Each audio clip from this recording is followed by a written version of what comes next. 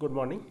आज के इस वीडियो लेक्चर में हम पाचन तंत्र की कार्यकी के बारे में पढ़ेंगे और विशेष रूप से मनुष्य के अंदर ह्यूमन के अंदर जो डाइजेस्टिव सिस्टम है वो किस प्रकार से कार्य करता है उसके बारे में अपन जानकारी प्राप्त करेंगे। अगर मोटे रूप से देखें तो मनुष्य में जो पाचन है उसमें दो जो सिस्टम है वो कार्य करते हैं। पहला जो सिस्टम है पूरा डाइजेस्टिव सिस्टम है जो कि एलिमेंट्री कैनल और सहायक ग्रंथियों से बना होता है। जो आहार नाल है एलिमेंट्री कैनल है जो माउथ के और एनस के द्वारा बॉडी से बाहर की ओर खुलती है और इसके विभिन्न भाग होते हैं। जैसे माउथ है उसके अंदर जो है टंग और सलाइवरी ग्लैंड पाई जाती है। माउथ फेरिंग्स से अटैच होता है और फेरिंग्स जो है ईसोफेगस और ईसोफेगस बाद में बॉडी कैविटी में जाकर के स्थित स्टोमक से जुड़ती है।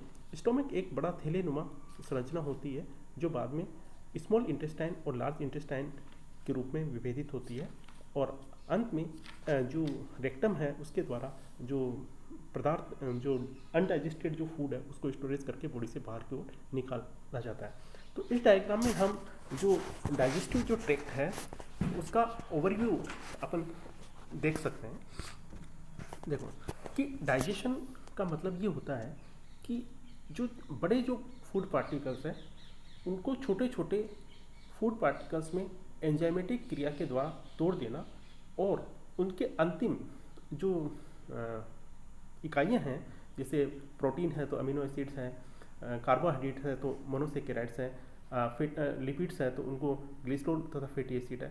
इस प्रकार से उनकी जो निर्मित इकाइयाँ हैं उनके रूप में तोड़ करके उनको एंजाइमेटिक क्रिया के द्वारा ये सारी क्रिया होती है, इसी को अपन डाइजेशन कहते हैं। और अंत में इस जो टूटे हुए जो इकाइयाँ हैं उनको वापस बॉडी में एब्जॉर्ब कर लिया जाता है। तो ये संपूर्ण जो प्रक्रिया है वो डाइजेशन कहलाती है जिसमें फूड को छोटी छोटी इकाइयों में तोड़ा जाए, एंजाइमेटिक क्रिया के द्वारा छोटी छोटी इकाइयों में तोड़ा जाता है प्लस उसको एब्जॉर्ब किया जाता है। मोटे रूप से अपन डाइजेशन के अंदर 4 स्टेप्स देखते हैं।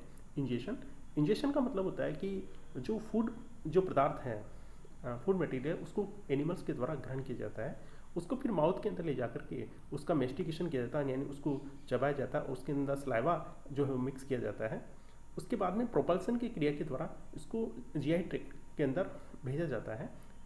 और chemical digestion and absorption, chemical digestion में विभिन्न प्रकार के एंजाइम्स हैं फूड के ऊपर एक्टिविटी एक्शन करते हैं और बाद में जो इकाइयाँ जो बनती हैं उनको एब्जॉर्ब करते हैं। और डिफेकेशन के मतलब कि जो अनडाइजेस्टेड जो फूड है उसको बॉडी से बाहर की ओर निकाल दिया जाता है। इस प्रकार ingestion, mastication, propulsion, chemical digestion, absorption and defecation ये डाइजेस्टिव सिस्टम में होने वाले जो स्टेप्स हैं। देखिए डाइजेस्टिव सिस्टम है उसमें 2 प्रकार के जो संरचना है वो शामिल की जाती है। पहला जो है वो एलिमेंट्री कैनल है और दूसरी है असेसरी ग्लैंड, सहायक ग्रंथियाँ। एलिमेंट्री कैनल के जैसा कि हम बात कर चुके हैं, माउथ है, फेरिंग्स है, इसोफेगस है, स्टोमक है, स्मॉल इंटेस्टाइन है और लार्ज इंटेस्टाइन है।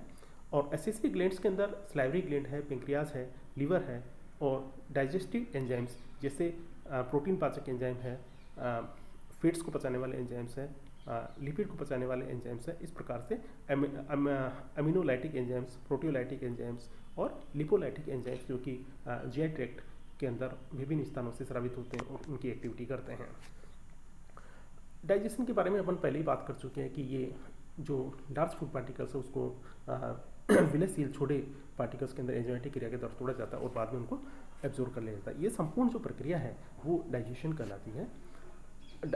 सबसे अपन पहले देखते हैं कि जो फूड इंजेक्शन हुआ है, फूड इंजेक्शन होने के बाद में माउथ के अंदर पहुंचता है तो माउथ के अंदर क्या क्रियाएं होती हैं। माउथ के अंदर टीथ पाए जाते हैं जो कि उसको छोटे छोटे टुकड़ों के अंदर चबा करके तोड़ देते हैं।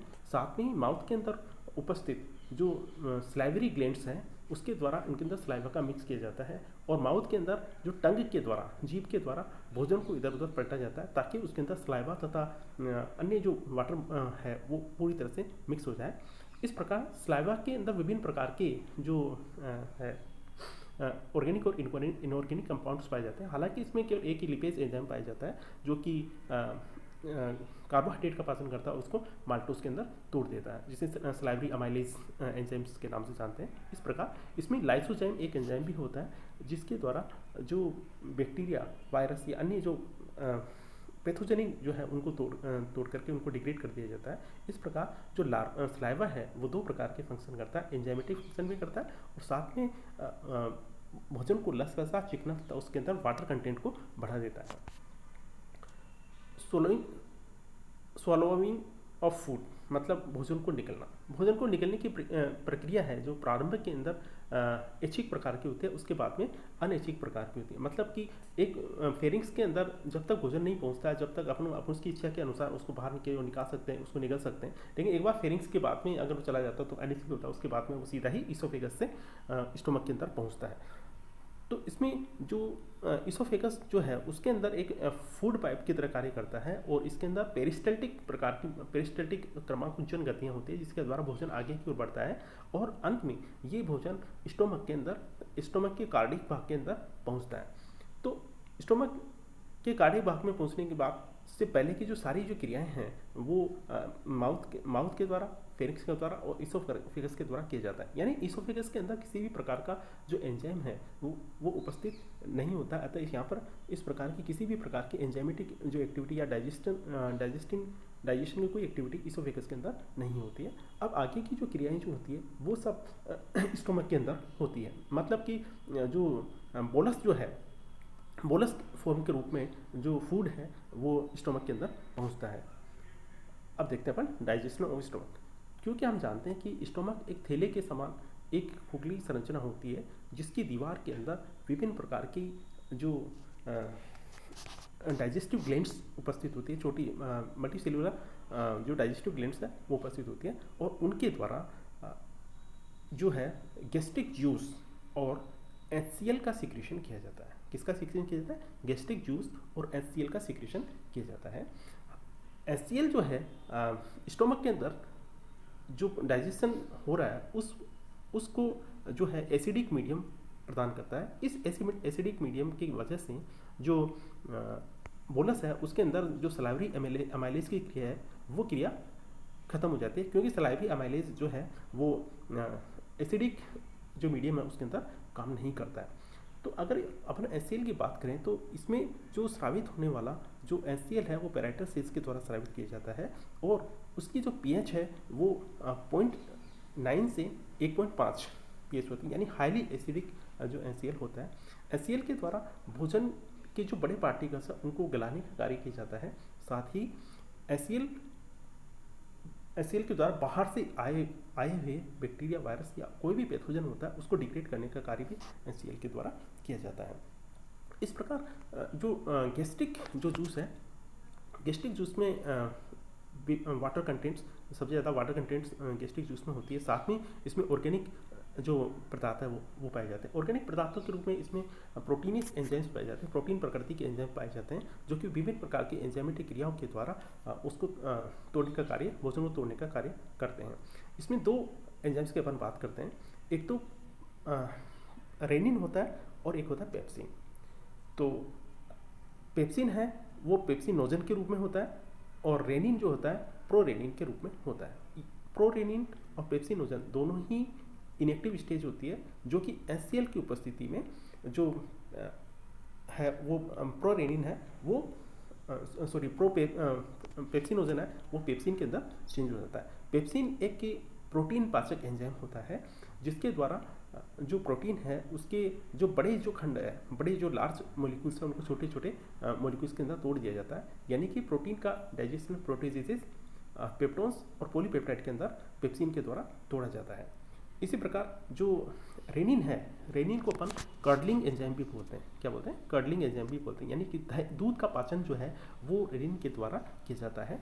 कैसे करता है कि दूध जो होता है उसके अंदर एक सोल्यूबल प्रोटीन होती है केसिन, ठीक है। केसिन जो प्रोटीन होती है वो सोल्यूबल प्रोटीन होती है जो कि जिसके ऊपर रेनिन क्रिया करता है। रेनिन क्रिया करेगा तो उसको वो है पेराकेसिन के अंदर परिवर्तित कर देता है और पेराकेसिन है वो दूध के अंदर उपस्थित कैल्शियम से क्रिया करके कैल्शियम पेराकेसिनेट बनाती है, जो कि कैल्शियम पेराकेसिनेट जो प्रोटीन का प्रारूप है वो अघुलनशील होता है। यानी कि एक घुलनशील केसिन प्रोटीन है वो लास्ट में कैल्शियम पेराकेसिनेट के अंदर बदल जाती है। इस प्रकार एक घुलनशील जो है वो अघुलनशील प्रोटीन के रूप में बदल जाती है, यानी कि वह दही के रूप में वो बदल जाता है। अब क्या होता है कि जो कैल्शियम पेराकेसिनेट है वो एक प्रकार का प्रोटीन होता है, उसके ऊपर वापस पेप्सिन की क्रिया होती है। पेप्सिन की क्रिया होने से वो प्रोटीजेज, पॉलीपेप्टाइड तथा पेप्टोन्स के अंदर तोड़ दिया जाता है। इस प्रकार स्टोमक जो है उसके अंदर दो प्रकार के एंजाइम मुख्य रूप से पेप्सिन और रेनिन की क्रिया होती है। उसके बाद में जो स्टोमक है उसके अंदर कंप्लीट डाइजेशन होने के बाद जो फूड जो है वो सॉलिड फॉर्म से लिक्विड फॉर्म के अंदर बदल जाता है, जिसे अपन काइम कहते हैं, और लगभग 3 घंटे तक स्टोमक के अंदर ये फूड पड़ा रहता है और धीरे धीरे पाइलोरिक इंस्पेक्टर के खुलने से ये स्मॉल इंटेस्टाइन के अंदर एंट्री करता है। स्मॉल इंटेस्टाइन के अंदर एंट्री करता है। तो अपन देखते हैं स्मॉल इंटेस्टाइन के बारे में। देखो, स्मॉल इंटेस्टाइन जो छोटी आंत्र होती है उसके 3 भाग हैं, ड्यूडेनम, जेजुनम और इलियम। और जो ड्यूडेनम है वो सीधा ही स्टोमक से अटैच होता है। ये छोटा फोल्डेड तथा स्मॉल इंटेस्टाइन का ऊपरी भाग होता है जो लगभग 25 सेंटीमीटर लंबा होता है। उसमें जो है फूड का मुख्य पाचन ड्यूडेनम के अंदर किया जाता है, क्योंकि यहाँ पर 2 प्रकार के जो है गैस्ट्रिक जो एंजाइम्स है, गैस्ट्रिक एंजाइम्स को रखने वाले जो फ्लूइड है वो आकर के मिलते हैं। मतलब कि इसके अंदर 2 लिक्विड आके मिलते हैं। एक को बोलते हैं पेंक्रियाटिक जूस और दूसरे को बोलते हैं बाइल जूस या बाइल, ठीक है। और जेजुनम ड्यूडेनम के साथ कंटिन्यूस अटैच रहती है और ये भी लगभग 25 मीटर लेंथ की होती है और इसमें केमिकल डाइजेशन होता है। उसके बाद में जो थर्ड इसका पार्ट है वह है इलियम, जो कि एक संकरी और कुंडलित नलिका होती है जो कि लगभग 3.5 मीटर लंबी होती है और एडल्ट के अंदर ये 2 से 3 लीटर इंटेस्टाइनल जूस इसके अंदर सीक्रेट किया जाता है। देखें कि ये जो है लीवर तथा पेंक्रियास जो है और गोल ब्लैडर है उसकी स्थिति को बताने वाला एक डायग्राम है जो कि आप देख सकते हैं इसके अंदर। देखें कि जो ड्यूडेनम है उसके अंदर डाइजेशन के लिए बाइल जूस और पेंक्रियाटिक जूस होता है, जो कि बाइल जो है हम जानते हैं कि बाइल का जो निर्माण है वो लीवर के अंदर किया जाता है, यानी पित्त का निर्माण लीवर के अंदर किया जाता है और इसका संग्रहण है वो गोल ब्लैडर के अंदर किया जाता है। जब गोल ब्लैडर से ये बाइल जो है वो स्मॉल इंटेस्टाइन के अंदर पहुंचता है, यानी कि ड्यूडेनम के अंदर पहुंचता है। हालांकि बाइल जूस के अंदर किसी भी प्रकार के एंजाइम अनुपस्थित होते हैं, यानी कि किसी भी प्रकार का एंजाइम बाइल जूस में नहीं होता है, लेकिन इसमें 2 प्रकार के पदार्थ उपस्थित होते हैं। पहला जो पदार्थ है उसको बाइल पिगमेंट बोलते हैं, जो कि बाइलिरुबिन और बाइलिवर्डिन के रूप में होते हैं, और दूसरा होता है बाइल साल्ट, सोडियम टार्कोलेट और पोटेशियम टार्कोलेट के रूप में होते हैं। Sodium taurocholate, sodium bicarbonate and bile pigment, bilirubin और बाइलिवर्डिन इसके अंदर उपस्थित है। सोडियम टार्कोलेट जो है इसके अंदर पाए जाने वाले सोल्ट रहते हैं। इसका जो मुख्य कार्य है वो वसाओं का क्या है, पायसीकरण करना होता है, यानी वसाएं जो है वो डायरेक्ट जो है डाइजेस्ट नहीं होती है, उसके जो बाइल पिगमेंट्स वो जो बॉयल सॉल्ट है उसके डाइजेशन में मदद करते हैं। तो यानी वसाओं का इमल्सिफिकेशन है वो बाइल जूस के द्वारा किया जाता है। बाइल के अंदर जो पाए जाने वाले जो बाइल साल्ट है उनके द्वारा किया जाता है। दूसरा अपन देखें तो इसमें पेंक्रियाटिक जूस पाया जाता है। पेंक्रियाटिक जूस इसका सीक्रेशन जो स्रावण है वो पेंक्रियाज के द्वारा किया जाता है और ये ड्यूडेनम के अंदर पहुंचता है। इसमें 3 प्रकार के एंजाइम्स अपन देखते हैं, अमाइलोपेप्सिन, ट्रिप्सिन और स्टीपियोट्रिप्सिन। अमाइलोपेप्सिन जो है वो स्टार्च को माल्टेज के अंदर बदलता है। ट्रिप्सिन जो है वो एक प्रोटीन पाचक एंजाइम है जो कि प्रोटीन के बड़े खंड प्रोटीजेज एंड पेप्टाइडेज और पॉलीपेप्टाइड्स को अमीनो एसिड्स के अंदर तोड़ देता है। और लिपेज एंजाइम जो है जिसको स्टीपेज एंजाइम्स होते हैं, ये इमल्सिफाइड जो फैट्स होती है उनको ग्लिसरॉल तथा फैटी एसिड के अंदर तोड़ देता है। देखो, अब अपने 2 बात की थी कि भाई कि लीवर के जो डाइजेस्टिव ट्रैक्ट है उसके साथ में 2 प्रकार की जो ग्रंथियां हैं वो भी सहायक ग्रंथि के रूप में कार्य करती है। पहला जो है वो लीवर है और दूसरा है पेंक्रियास। देखते हैं लीवर के बारे में बात करते हैं। लीवर जो है एक बॉडी के अंदर पाई जाने वाली लार्जेस्ट ग्लैंड है, सबसे बड़ी ग्रंथि है। इसके द्वारा विभिन्न प्रकार के एंजाइम्स को बनाया जाता है, यूरिया का निर्माण किया जाता है, बाइल का निर्माण किया जाता है, और इन सबको ये निर्मित करने के बाद विभिन्न स्थानों के ऊपर इनके द्वारा पहुंचाया जाता है। जो लीवर है उसके अंदर जो है अधिक मात्रा में जो ग्लूकोज है, एक्सेस जो ग्लूकोज है उसको ग्लाइकोजन के रूप में परिवर्तित करके स्टोरेज रखा जाता है। भ्रूणीय अवस्था के अंदर लीवर के द्वारा आरबीसी का निर्माण किया जाता है, और जो मृत आरबीसीज है उनको तोड़ने का कार्य भी लीवर के द्वारा किया जाता है। उसके अंदर पाए जाने वाले जो हीमोग्लोबिन है उसको तोड़ करके बाइलिरुबिन और बाइलिवर्डिन के अंदर चेंज कर दिया जाता है, और फिर इनको बाइलिरुबिन और बाइल पिगमेंट्स को अपन जो है गोल ब्लैडर के अंदर स्टोरेज करते हैं। इसमें फाइब्रिनोजन जो है जो प्रोटीन है उसका भी लीवर के द्वारा सिंथेसिस किया जाता है। इसी प्रकार जो हिपेरिन है वो एंटीकोगुलेट होता है, उसका भी लीवर के द्वारा ही प्रोडक्शन किया जाता है। और लीवर के अंदर विभिन्न प्रकार के न्यूट्रिएंट्स जैसे फेट और ग्लूकोज, विटामिन और अन्य जो सूक्ष्म मात्रिक जो तत्व है उनको स्टोर करने का कार्य भी लीवर के द्वारा किया जाता है।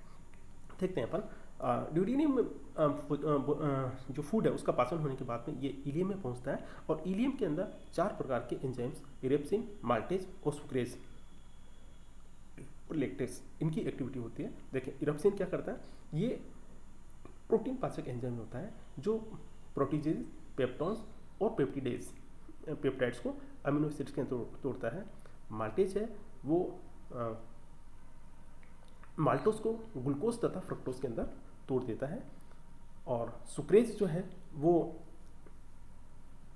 ग्लूकोज का कन्वर्जन करता है ग्लूकोज और फ्रक्टोज के अंदर, और लेक्टोज जो है वो lactose convert lactose into the glucose in galactose, lactose को तोड़ देता है लेक्टेज एंजाइम।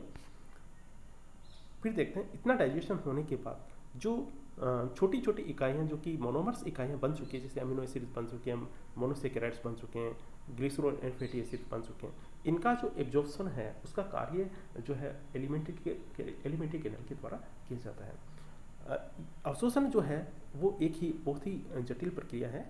जो इसका कुछ पदार्थ जो होते हैं उनका जो अवशोषण है वो डिफ्यूजन की क्रिया के द्वारा हो सकता है, पैसिव ट्रांसपोर्ट के द्वारा हो सकता है, और एक्टिव ट्रांसपोर्ट के द्वारा भी हो सकता है। और ये कंप्लीट जो डाइजेस्टेड जो इकाइयाँ हैं, जो छोटी छोटी इकाइयाँ जो है मोनोमर्स है, वो ब्लड के द्वारा अवशोषित की जाती है, यानी कि एलिमेंट्री कैनाल के द्वारा अवशोषित होने के बाद किसमें मिलती है, ब्लड के अंदर मिल जाती है। और लगभग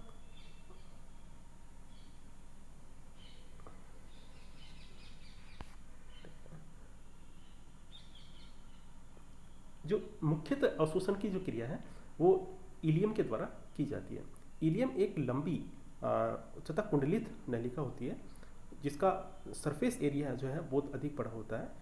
इलियम एक संकरी नलिका होती है जिसके द्वारा जो फूड है वो आगे की तरफ पास किया जाता है, और इसमें मुख्यतः भोजन का अवशोषण किया जाता है। इसमें जो आंतरिक जो इसकी दीवार होती है, इसकी वाल होती है, उसके अंदर एक कोशिकीय जो है एब्जॉर्प्टिव जो माइक्रोविलाई वगैरह उपस्थित होते हैं, विलाई वगैरह, उसके द्वारा इसको कहने मतलब जो फूड है उसको अवशोषित किया जाता है।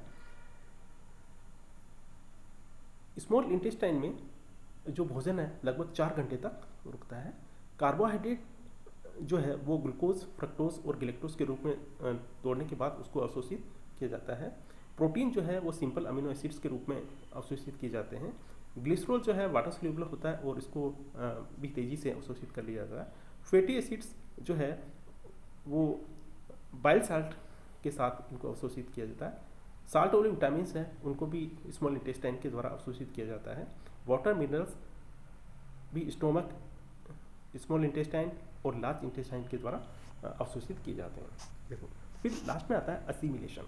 असिमिलेशन का मतलब ये है कि जो फूड मटेरियल डाइजेशन होने के बाद, अवशोषित होने के बाद ब्लड के अंदर पहुंचता है, उसको बॉडी की आवश्यकता के अनुसार विभिन्न जो यौगिक है उनके अंदर परिवर्तित कर दिया जाता है।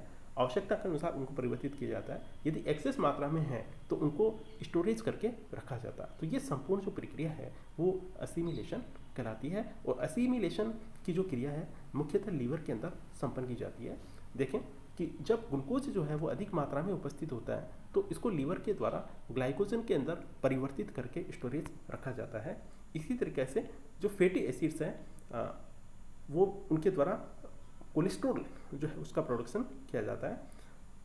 और नाइट्रोजन जो कंपाउंड्स हैं उनको भी डिग्रेड करने का कार्य जो है जो अत्यधिक अधिक मात्रा में यदि अमीनो एसिड उपस्थित है तो उनका डीएमिनेशन की जो क्रिया है वो लीवर के द्वारा की जाती है।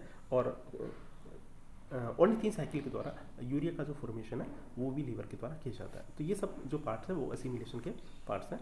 ये अपन जो इंटेस्टाइन है, लार्ज इंटेस्टाइन और स्मॉल इंटेस्टाइन, रेक्टम, इनके विभिन्न भागों को बताया गया है। इजेशन का मतलब कि जो अनडाइजेस्टेड जो फूड है उसको बाहर निकालने की जो प्रक्रिया है उसको इजेशन बोलते हैं। और ये जो है लार्ज इंटेस्टाइन जो है उसके द्वारा उसके अंदर सीकम, कोलन और रेक्टम 3 पार्ट पाए जाते हैं जहाँ पर कि इजेशन की जो प्रोसेस है की जाती है। इसके अंदर जो अनडाइजेस्टेड फूड है उसको रेक्टम के अंदर इकट्ठा किया जाता है और बाद में इसको स्फिंक्टर मसल्स की एक्टिविटी के द्वारा बाहर की ओर, बॉडी से बाहर की ओर निकाल दिया जाता है। ठीक है, तो ये अपना एक ओवरव्यू था डाइजेस्टिव सिस्टम के बारे में। Thank you.